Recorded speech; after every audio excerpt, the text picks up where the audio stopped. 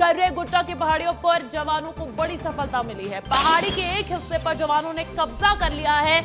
जवानों ने पहाड़ी पर चढ़कर तिरंगा फहराया है। झंडा हाथों में थामे जवानों का वीडियो भी सामने आ चुका है। पहाड़ियों पर कई बड़े नक्सल लीडर्स की मौजूदगी पहले से ही मानी जा रही थी। ये ब्लैक फॉरेस्ट कर्रे गुट्टा की ये पहाड़ियां जो कहां शुरू होती है कहां खत्म होती है समझ ही नहीं आती।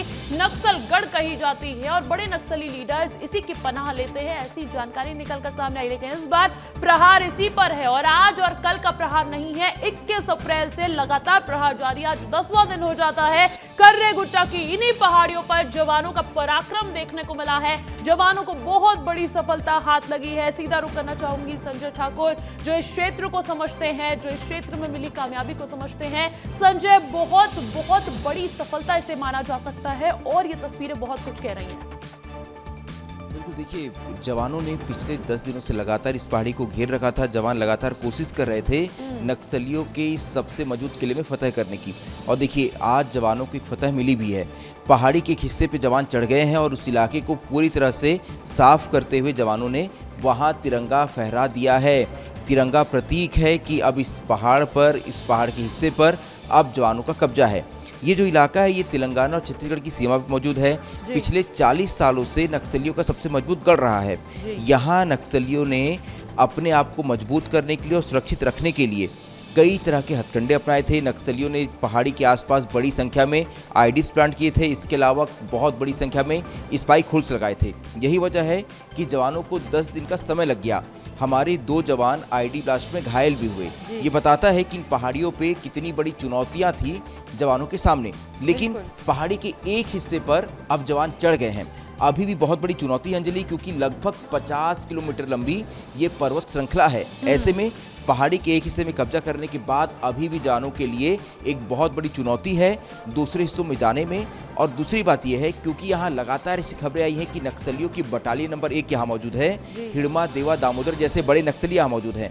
ऐसे में ये माना जा रहा है कि नक्सलियों से यहाँ एक बहुत बड़ी जंग होगी जवानों की, जिसकी आहट हमें सुनाई भी दे रही है।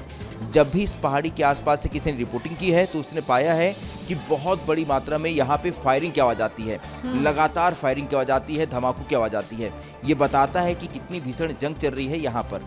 हमने ये भी पाया कि इस इलाके में कई सुरंगें हैं या गुफाएं हैं। ये प्राकृतिक गुफाएं जो हैं ये पर्यावास है नक्सलियों के लिए। यही वजह है कि जब हेलीकॉप्टर से इस इलाके की मॉनिटरिंग की जाती है तो नक्सलियों की जानकारी ये भी मिल रही थी, कुछ दिनों पहले जानकारी ये भी मिल रही थी कि सेना अपना कैंप भी खोल सकती है कर्रे गुट्टा के इन पहाड़ियों पर। क्या उससे जुड़ी हुई कोई अपडेट आई है? इस तिरंगे को फहराने का मतलब क्या वही समझा जाए कि अब सेना वहां पर अपना कैंप स्थापित करने जा रही है? बिल्कुल, देखिए, नक्सली प्रवक्ता सांता ने लगभग 20 से 25 दिन पहले एक विज्ञप्ति जारी की थी, जिसमें उसने कहा था कि कोई भी ग्रामीण इस पहाड़ पर ना आए, क्योंकि हमने यहाँ बड़ी मात्रा में आईडी बिछा कर रखी है। इस नक्सलियों की चेतावनी को फोर्स ने चैलेंज के तौर पे लिया और अब नक्सलियों को न्यूट्रलाइज करने के अलावा फोर्स के सामने ये भी चुनौती है कि इस इलाके में, इस पहाड़ी पर अपना एक स्थायी कैंप स्थापित कर दें, ताकि हमेशा के लिए पहाड़ जो है, ये जो नक्सलियों का बहुत सेफ पैसेज जो था तेलंगाना छत्तीसगढ़ आने का, इसे पूरी तरीके से ब्लॉक किया जा सके। यही वजह है कि यहाँ एक अस्थायी कैंप फिलहाल स्थापित किया गया है, जहाँ लगातार पिछले 10 दिनों से लगातार डटे हुए हैं। हो सकता है कि आने वाले समय में इस अस्थायी कैंप को स्थायी कैंप में तब्दील किया जाए। हालांकि बहुत बड़ी चुनौतियां होंगी, क्योंकि यहाँ किसी भी तरह का बड़ी है, भीषण जंग भी जारी है। जैसा कि आप जानकारी दे रहे हैं कि आवाजें सुनाई देती है, गोलीबारी, और ये बताती है कि कितनी बड़ी जंग छिड़ी हुई है। हालांकि 50 किलोमीटर लंबी भले ही ये पहाड़ की श्रृंखला है, लेकिन इसका एक पड़ाव और उसकी तस्वीरें सफलतापूर्वक पार करते हुए जवानों की बहुत कुछ कहती है। बहुत बहुत शुक्रिया तमाम जानकारी देने के लिए।